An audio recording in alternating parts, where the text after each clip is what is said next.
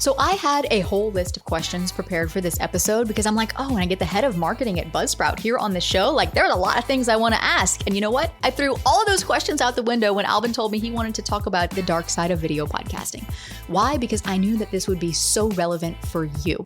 So Alban Brooke joins me back, head of marketing at Buzzsprout, to share what nobody's talking about when it comes to video podcasting and what the real numbers say, whether it's worth it or whether it's just a lot of hype. And we're also going to look at the deeper reasons why many of today's top podcasts are skipping video altogether. So get ready for a very raw, very real, very honest take on what the actual data tells you and the hidden downsides of podcasting that you need to know and why this actually might be really good news for you. Welcome to Insider Secrets to a Top 100 podcast. I'm your host, Courtney Elmer. Let's make your business binge-worthy.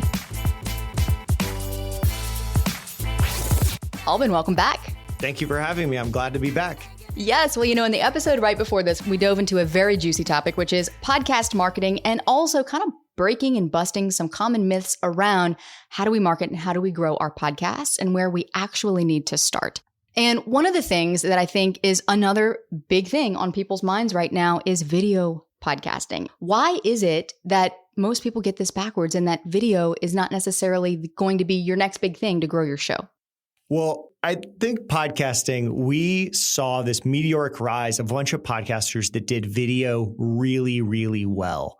And I'm thinking of all these shows that got picked up for millions of dollars, Joe Rogan maybe being one of the top examples, and was doing a great YouTube show and doing all these clips and then gets a big payday. And then we saw lots of YouTubers replicate it. And mostly, if you pay attention, the people who replicated this were YouTubers first, and then they kind of spun off into podcasting a bit. And then they seem to be doing pretty well with these shows. And then we started hearing pretty much nonstop for the next 4 years, you've got to be doing video podcasts. And I think as a podcaster and as somebody who works with video a lot and who works in marketing, I went, yeah, there's a lot of marketing benefits to video. We could talk about all the positives, but over the last 4 years, I keep seeing kind of the negatives mount up. And the negatives are much, much bigger than we're giving them credit for. And when you start paying attention to where we're getting all these like positives of video podcasting, they come from two places, maybe three. They come from YouTube itself. YouTube is telling us how great podcasts are on YouTube. I think I know why. Spotify loves video podcasts, especially video podcasts that are uploaded to Spotify. I think we all know why. And then StreamYard and Riverside and Zencastr and everybody else who records video content really likes us all recording video content. I think we all know why. And there's nothing wrong with people who have a vested interest telling us the positives, but we need to remember there are also negatives, and we need to be looking into these. It kind of hit me a few days ago that I just feel like, for me, the debate is now settled. New report came out from Ashley Carman, who went through the YouTube and Spotify earning reports, which both mentioned video podcasting. And she just asked herself, like, who is doing this? We keep hearing all these numbers of massive growth and massive podcasts and massive video investment. And she found the top 50 podcasts in the world. Let me set the stage. These are the best podcasts in the world, the best content, the best hosts, the best prep, the best teams, the best budgets, the best studios. They should have it all. They are the top 50 most popular in the world. The best ad buyers should be collected around these groups. 37 of them are doing video. That should be really, really, really surprising to us. The people with the biggest, best teams are not all doing video. 26% are not doing video. 42 of the top 50 are not uploading video to Spotify. So we're talking 8% upload video to Spotify. That should be really, really surprising. And I saw those and I was like, okay, so for 4 years, we've been entertaining the positives of like massive viral growth when you upload to Spotify. I think that's got to be a busted myth at this point. If the people who are creating video content on YouTube don't even see the value in going over to Spotify and uploading it for some reason, they're not taking the hour of going and uploading it to a second forum or a second location. That should be a red flag to us. And still 13 of the top 50 podcasts in the world with all the team and all the budget and all the studios and everything are still saying, oh yeah, we tried that experiment, or we know exactly what that looks like. We're not interested. And if they're saying that, I think we can feel like a new sense of calm and say, okay, the positives seem to be a bit overstated. And like, I'd love maybe if we could, before I get too ranty, talk about like all these negatives of video podcasting and why it's so detrimental for us to be entertaining this idea of all podcasts should be doing video. I don't think I need to ask you a question. Let's keep going. What are these negatives that we need to know, and why? Because that's what I'm interested in. I know that, for those listening right now who maybe have been considered video or who maybe have tried to do video, I'm not doing video, but there's always that little voice in the back of my mind of, should you be? Are you missing out if you're not? Is this something that we should look into as a company, as we grow, as we position the podcast? So let's talk about the downsides that maybe are understated right now because the positives are so overstated. Almost everybody who's listening to this has a job where they work 40 plus hours a week. Almost everyone who's listening to this has family commitments where they put a lot of effort into their family and their children. They have hobbies. We have a packed schedule. We all have a lot. And on top of that, we said, I have some joy in my life. I have this hobby. I have this message, something so important. I need to share it with the world. And you started something. It might be a podcast. It might have been an Instagram account. It might be a blog or a newsletter, but it was something. And I have seen, especially since like the last 5 years, we've had hundreds of thousands of podcasters start with Buzzsprout. A majority stop relatively quickly. And almost all of those dreams are killed because of burnout. Because what happens is we overload ourselves on top of all of the things we're already doing, all of our hobbies, families, jobs, everything. And we say, the only way for me to be successful with my homeschooling podcast is for me to do audio, successful interviews, reaching out to people, setting up an automated workflow system, for me to do video, for me to do TikToks. I've never done TikToks, but now I'm going to learn about TikTok. I need to be posting those on Instagram. We are adding all of this complexity, and we all do it exactly one time. Maybe you white knuckle it hard and you do it twice, but we all go, oh, well, I didn't see the instant viral growth. Well, yeah, we never learned anything. We never got to do episode 3. We never got to figure out what we even liked in it. All we did was we accepted somebody else's to-do list of 50 items to accomplish for us to be allowed to do one episode. And it took so much time to check off that list that we probably never even released one. It's because video is an order of magnitude more difficult than audio. I did not like the way I sounded the first time I did audio. I really did not like the way I looked. It's awkward to see yourself. It's awkward to see all of the way you move.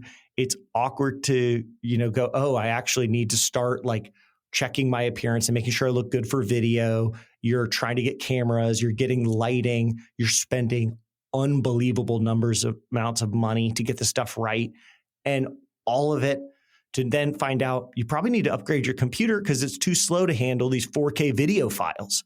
It's unbearable how quickly this escalates. We recently went through our studio and we were looking at all of this stuff that I've bought for our YouTube channel over the years. And I'm kind of just picking out like, which equipment can we get rid of now? And it hurt because I'm looking at $4,000 camera. And I go, oh, we don't need that anymore. We used it, but I did not get $4,000 of value out of that. Oh, I've got that Rodecaster Pro. We really didn't need that. I wonder how much money I can get back for it. And I'm calculating all of the lights and all of the microphones and all of the stuff in that room. And none of it's exciting anymore. I just resent all of it because I'm like, this is all stuff we bought that we don't need anymore. And I only bought it because I was told you have to do it. But the reality was I just needed to create content, and I was going to be a good enough judge about whether or not it needed to be audio, video, social media, or whatever. I just took this wholesale from all of the video people telling me you got to be doing video for their platforms. And it worked for them. It worked really, really well for Rode and Canon, who got massive amounts of gear money, but it did not work for me. I did a ton of work. My team did a bunch of work, and a bunch of this stuff is sitting down and we're going, oh, we really didn't need to go all in on all this stuff as hard as we did. I think this is so powerful to hear you say this. I mean, here you are, head of marketing at Buzzsprout, and it's like, okay, we're going to do the thing. We're going to do the video. We're going to do all this stuff. And it's like, you're an industry leader. And yet to hear you say, wait a minute, we're actually realizing now that maybe we were wrong.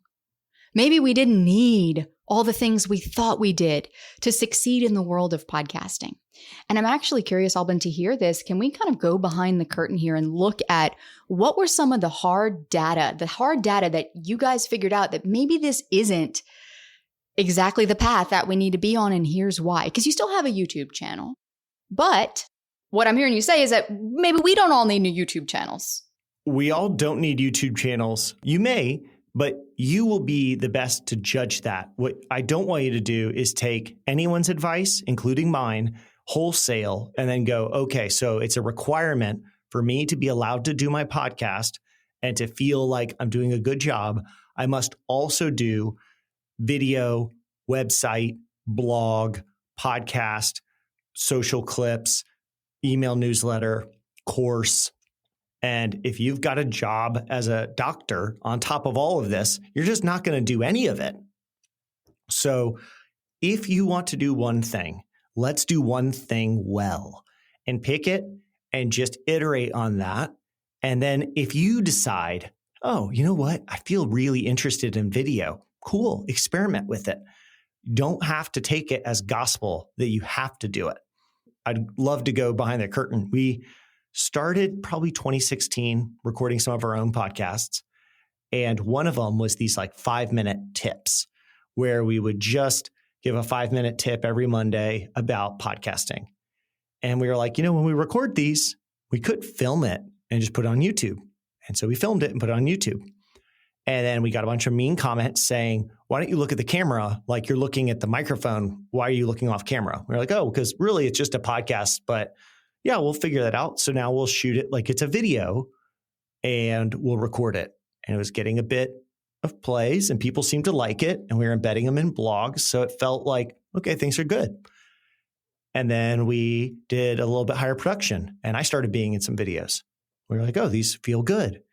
And then we had a referral to somebody who was really good at video production and filming and had lots of gear. And we did some work with them as a contractor. And that went really well. And those videos did even better.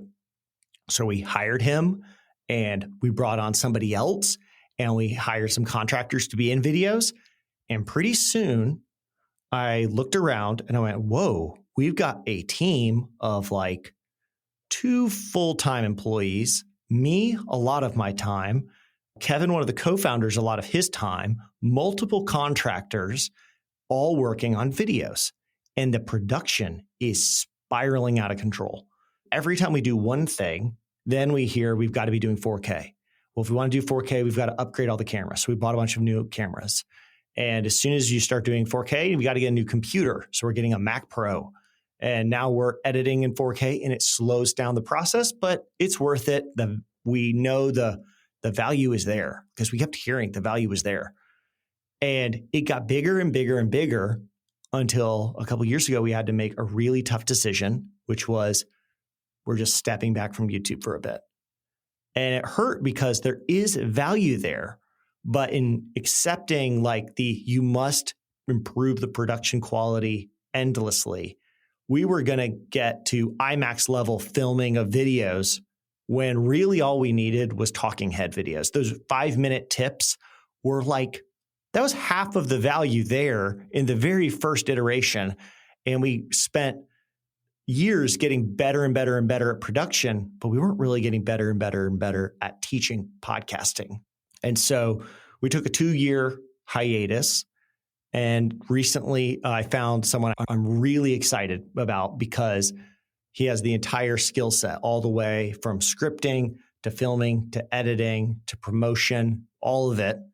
And so we've hired him to now run the YouTube channel, but it's one person.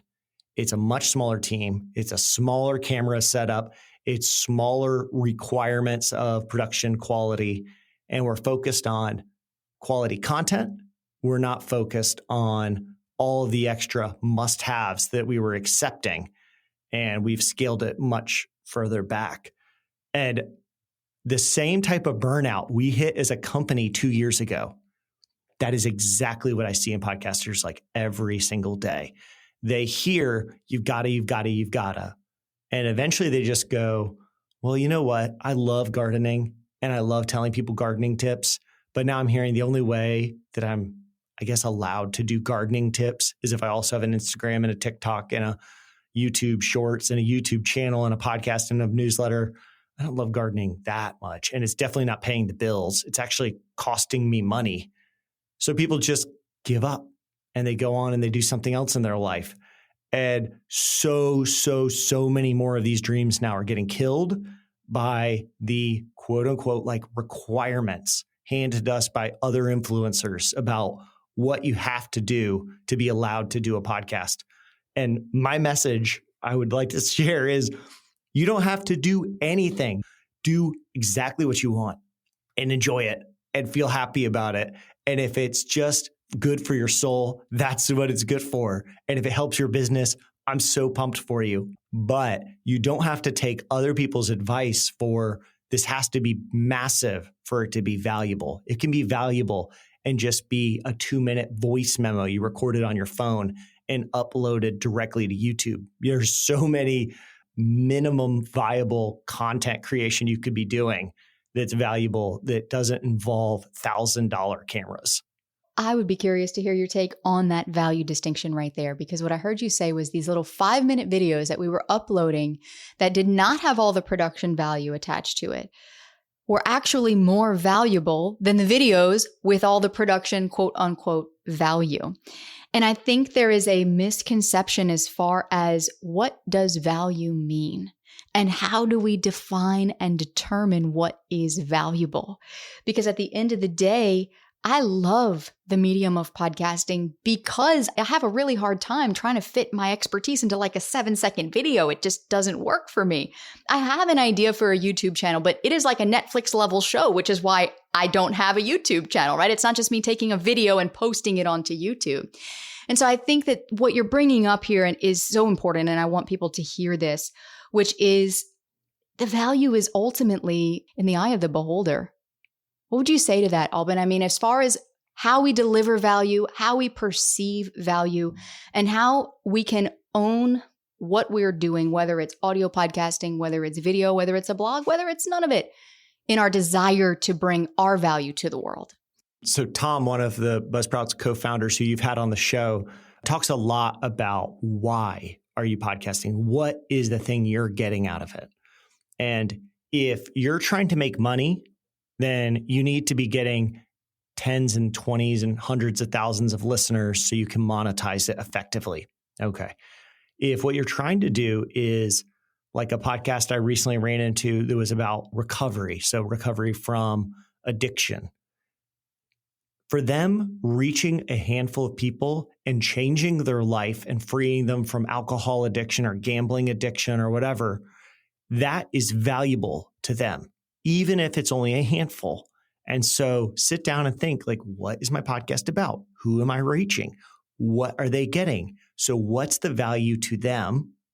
And now what's the value to me? What will make it worth it?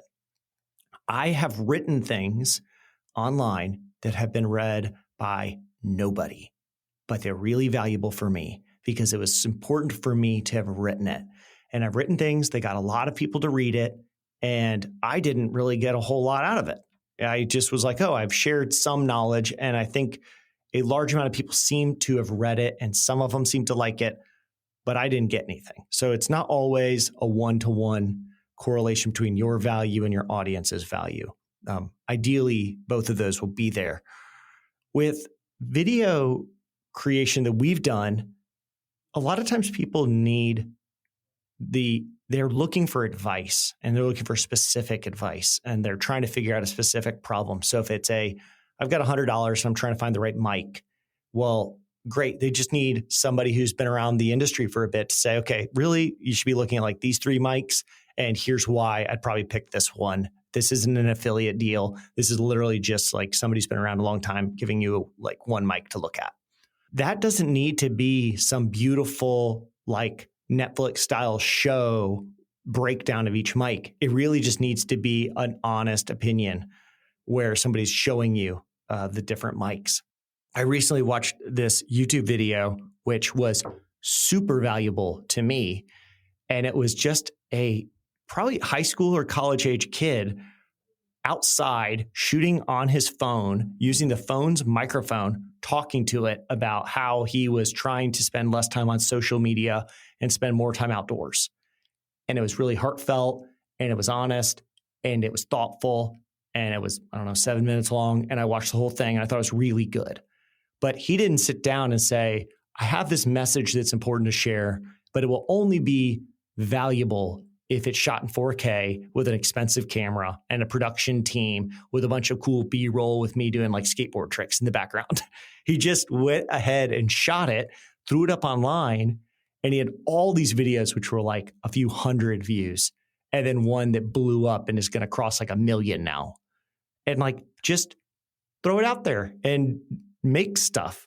And don't let this massive weight of you must do all 12 things hold you back from creating. Sometimes creation is just good for you, even if no one else knows about it. You wrote something down in a journal and it helped you. You created a little woodworking project and it was good for you. Sometimes that's enough. And we can just say, oh, it was good that I created that podcast. And I don't know if anyone listened to it, but I definitely enjoyed it and learned a little bit about myself along the way. I think that's beautiful. And separating others prescribing value to what we create. The need to have 100,000 likes on something or 1 million views on something.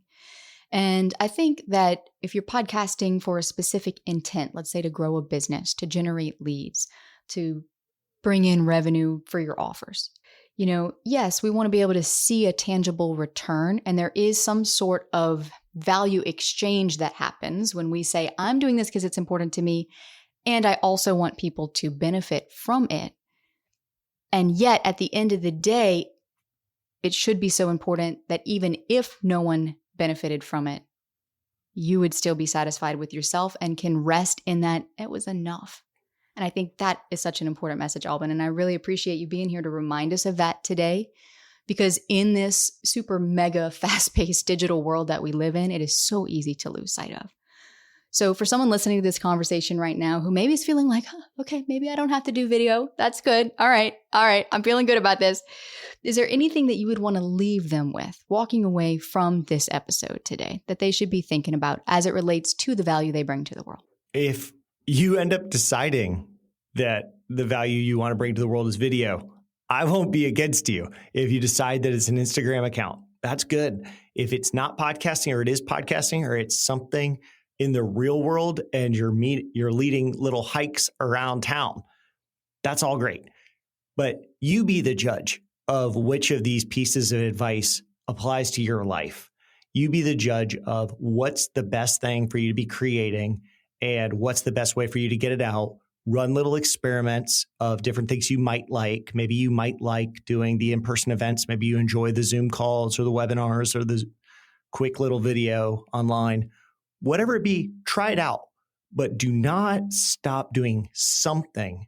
Don't stop podcasting because you heard to do a good podcast, you have to do it all. That's just truly false. And I think we need to get away from a pretty toxic message that everybody's been getting pretty much from the big video platforms. Well, I think that's the perfect note to end on here. Alban, thank you for being here with us today. Thank you so much for having me. Oh, I don't know about you, but I breathed a sigh of relief after this conversation with Alban, and I hope you did too. And you know what? This is the thing. At the end of the day, you are the host of your podcast. You get to call the shots. Just because someone out there is saying, hey, video can help you grow your podcast, and YouTube has 1 billion quote unquote podcast listeners, because we all know that watching a video on YouTube, for us old school diehard podcasting people, it really technically is not a podcast. But anyway, I'm not going to get on that soapbox right now. We're not going to go down that rabbit hole. In any case, my point is, you're the host of your show. You get to decide what works for you. And you know, it's that same kind of relief that can come when you're able to pinpoint exactly what's not working with your show right now. And more importantly, what you need to do to fix it. And in the next episode, I'm really excited because we're going to be introducing a new segment here on the show, doing on-air coaching. You're going to have to let me know if you like this and if we should do more of it. Or let me know too if you want to come on the show and have me coach you on your podcast. That's all coming up next to help you make your business binge-worthy.